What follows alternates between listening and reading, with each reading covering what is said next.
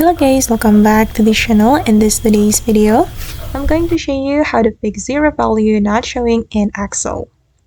Okay, let's get into it guys. Here I have prepared my Excel file and I'm going to add a zero value to the score column. As you can see that the zero value is not showing in this table, and I'm going to show you how we can fix this problem.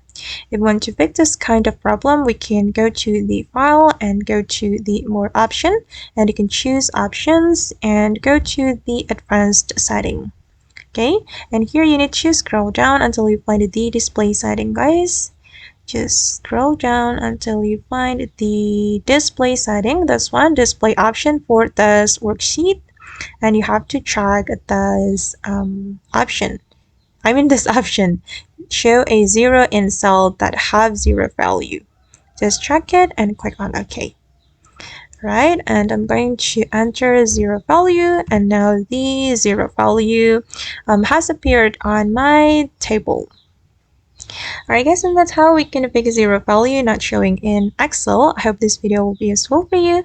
Thank you so much for watching and see you in the next video.